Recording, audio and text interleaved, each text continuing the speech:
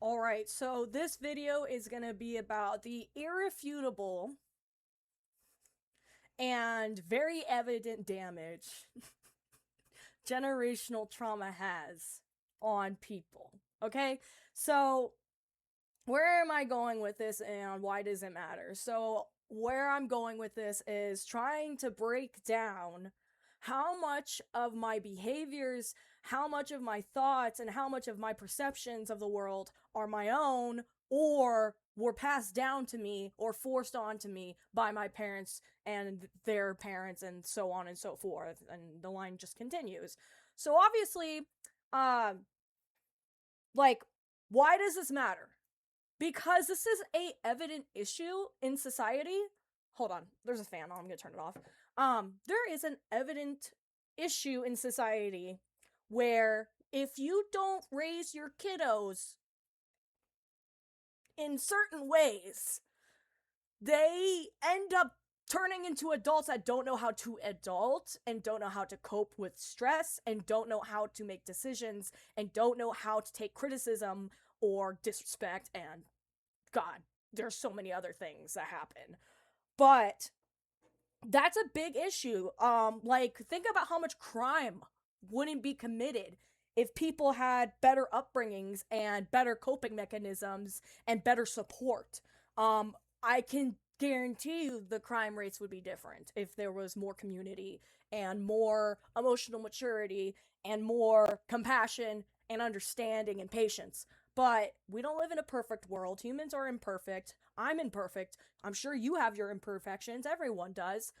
But that's not the point. The point is if you are a parent or if you are a person that is an adult that is in the position where you can have kids or haven't made up your mind on if you want kids or not, or maybe you do want kids, or maybe you're expecting. Even more of a critical time to think about this is if you are expecting. But regardless,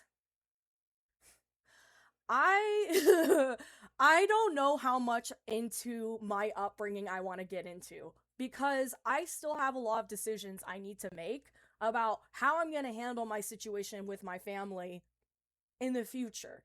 But I know that finding purpose in life means finding something you're passionate about. Sorry. Um and what I am passionate about is talking about these issues to help other people that might be stuck in the same position, okay? Or to help people educate. Oh my god, I'm sorry. Or to help people educate other people about issues like this. Oh my god, I'm so sorry. Let me make sure there's like not an emergency. I don't know why my phone's going off like crazy right now. Sorry. I have to have my sounds on cuz I'm expecting a call, but um so how much do I want to get into it? Let's just say that at the moment. Okay, now we are turning my sounds off. I'm sorry. I'm so sorry. There are. Let me just. Sorry. Let me just. I'm not even gonna say that much. I'm just gonna show you. I'm just gonna show the camera. Okay. So, how do I know what I'm talking about? Why should anyone believe what I have to say? Let's just say my upbringing makes me take. Let's see if I can hold it.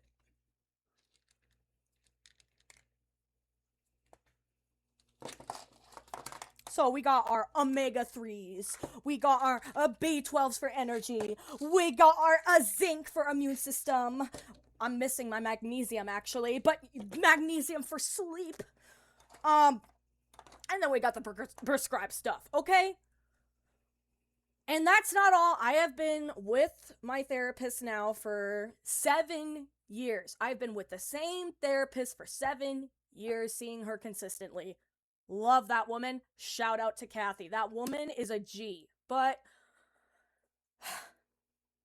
I've had a lot of things happen to me that I wouldn't wish on my worst enemy, okay? And if anyone has ever been raised similarly, you know what I mean when I say, like, growing up the way that I did, it's left an imprint that I will never shake. I wish I wish it didn't impact me the way it does. I wish I didn't have to be on these meds. I wish I didn't need therapy. I wish all these things, but you can't change what happened to you. And I'm going to generalize what's happened to me because I haven't made up my mind about what I'm going to do. But at this moment, I don't talk to my parents. I haven't talked to my parents for over a year. And that was really hard. That was a really hard decision to make, but I tried everything before I decided not to talk to my parents. And when I say everything, I mean everything. I tried talking to them, I tried screaming at them, I tried not talking to them, I tried apologizing, I tried being empathetic, I tried asking for them to give me more of their history so I could empathize, but no. Um, if anyone watching this has ever known someone or had to stop talking to their parents and gone no contact, then you know how painful that is. And you know how much you don't want to do it. I don't know a single child that wants to never talk to their parents again while they're alive. I don't. And you know what? As much as I try to rationalize my decision and be like, these events led to this decision, no matter how much logic there is behind my decision, it hurts and I wish I didn't have to do it. It sucks. I hate it. Every day I'm missing them. Even if I don't exactly know what I'm missing, even though a lot of the things I miss never happened, a lot of the opportunities to miss never happened, a lot of behaviors I wish I experienced from my parents never happened, but I miss that part of family. And for me, family was just being able to talk to them. Even if it wasn't always great, I still had the avenue of I can still pick up the phone and call and try. But I got so tired. I got so tired. It was killing me. It was killing me. I was going to lose my job over it. I was going to lose myself over it. Like, I lost so many relationships I should have stayed around for because I was just so absorbed by how this stuff was impacting me. And I just couldn't do it anymore. I just couldn't do it. I was going to lose any fraction of my individuality I had created for myself that wasn't impacted by the bad stuff was going to be gone. And I couldn't let that happen. I have never in my life until I went no contact had time enough away to figure out who I am and what I actually like, what I actually don't like, and what is actually important to me and what I actually want in a relationship with anyone. And so this year has been grace with that. But I don't want anyone to have to be in that position, but I know that it's inevitable for some people. And it's a problem. This is a problem. Like,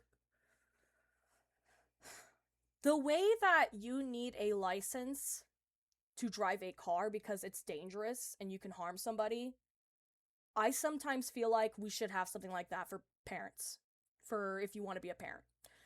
And I know that seems very much like intrusive, but think about the long time ramifications of abuse, of neglect, of emotional immaturity and handing that down to your children, and then they become adults and they don't know what to do. And they're in shock. I can tell you right now from firsthand experience, I have witnessed people in my life who were released to the wild and couldn't handle it and got in some deep crud because they couldn't handle it, because they didn't know how, because no one ever taught or showed them how.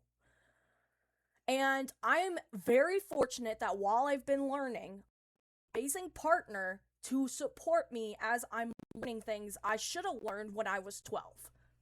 But I didn't. And I'm very fortunate in that because I don't think I would have probably made it. But I did. And here I am, and I'm still kicking, I'm still trying, I'm still learning, and I'm still learning to take care of myself a lot, but it's getting easier every day. Although it's a little harder. You know, as you get older, I'm 26 years old. I only feel like I recently started becoming an adult. and just being like, okay, what can I do about this situation? That's what you can do. If you can't do anything about it, let it go. And that has been a really hard to learn based on my upbringing. I was a controller, I was anxious, attachment, I was all kinds of things. I still am, but I'm so much more aware of it that I can get a grasp on it before it impacts what I do, what I say. And that is so important. That impulse control, it seems so easy, but it is a skill so many people lack. And I feel if there's more knowledgeable approaches to child development and psychology and enforcing that into parental roles so that they are more equipped to hand that down, your children will be so much more better prepared for the adult world than they ever would be without it. And it just really frustrates me to see this stuff happening in the world and to know that that child didn't choose to be here. Nobody asked to be here, right? We can't control that. So it feels really damning when you're a kid asking yourself, what did I do wrong? Why isn't this working? Like, I don't want to cry on camera, so I'll just say this quickly. When I used to get in fights with my mom, for example, when I was like 5, because I have physical letters from what I've written when I was 5. And I used to show my therapist them. And I wrote songs and I wrote poems and stuff about things that said, like, please don't hurt me. Please don't say you don't love me. Please just hold me. I don't remember any of it, but I wrote that at 5 years old. And I remember I'd be in timeout in my room, so I'd write these notes and slide them under the door to my mom.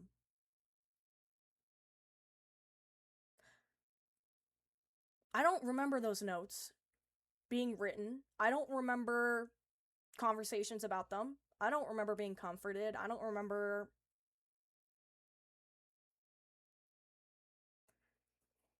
Yeah, I don't remember. Um, I've been sitting on this for so long, but I need to know that I can help by knowing what it's like. And I just want people out there to know that if you were raised in a situation where you felt invalidated, where you felt like something was missing, you're not crazy. You're not. You are completely valid in needing emotional support as a child. Absolutely, you are. Your parents or caregivers are your first line of defense and protection in this world. If you. Oh, hi, Lucy. Hi. My cat's here. Sorry. Come here, Lucy Lou. Come here, baby girl. Oi. Say hi, Lucy. This is Lucy, everybody. Say hi. She's so cute. All right, I'll put you down. Yeah, your parents are your first line defense or your caregivers. And so when you learn early on that you're not safe with the people that are supposed to protect you, imagine an adult that grows up with that mentality, what it's like. They don't trust people. They only watch out for themselves, and they seem selfish, but it's because they don't trust anyone. I've met so many people that sound selfish, but then when I get to know them, it's because they got hurt so badly that they put their walls up so high that no one could crawl over. Which is a defense mechanism, you know? Like, this is what I'm talking about. A lot of behaviors that we see as negative, there's a reason behind them. Of course there is. There's always a reason behind things, but how do we solve it? And I don't think we're going to solve it unless it's enforced. I don't. Because people are too, this is ironic, humans are too human. We are too prone to getting emotional and not thinking clearly and getting overwhelmed, and we don't know what to do, and change is hard, so we make excuses and we do the same behaviors because it's comfortable. But that does not work when you have children. That does not cut it when you have kids, because that child did not ask to be here. It's your job to create an environment for them that is nurturing and safe, protective, and enriching. If you can't meet those standards, don't have the kid. Do not have the kid, okay? I'm happy to be alive. I am. But If I could have gone back in time and prevented this all, do you really think I wouldn't? Anyway, so that's really what I wanted to talk about. Like, I just want people to know that, like, it is not, I wish it wasn't unique. I wish it wasn't unique, but too often times I've talked to strangers, it isn't. And I think it's a real problem. I think this is a huge problem. I don't know why the DSM 5 hasn't put complex post traumatic stress disorder in the book already. I don't know. This is such an evident problem. We need to address it. There's so many people with complex trauma from different upbringings that were maladaptive in ways, sometimes more than others. Okay? So, if you are going through something like this and you need help or you don't know what to do, please get help. If you don't know who to talk to, I'm telling you, there are groups. Like, my therapist, like, there are resources that they can find for you. Just call your insurance, ask for a list of behavioral specialists in your area, and just start talking to somebody. If you think that that's not enough, there's medications you can try. And if you're not comfortable with that, there's other ways that we can, like, get help for other people, right? And I just feel like this is such a battle and it takes such will. Isolating yourself and feeling like you're all alone in it makes it so much worse. It's so much worse when you isolate. So, this is my way of reaching out and just being that person, just to talk to you through the camera, to tell you that you are okay. You're completely valid in how you feel. The things that happened to you in your past do not define the person you choose to be today, okay? There's always room and there's always time for growth. So don't give up on yourself because your child self deserves that version of you. Do not give up on your child self. That's the one thing I tell myself the most is when I feel like giving up. Okay, well, what about the 5-year-old version of me? Would she want to see me give up? Should I fail that child?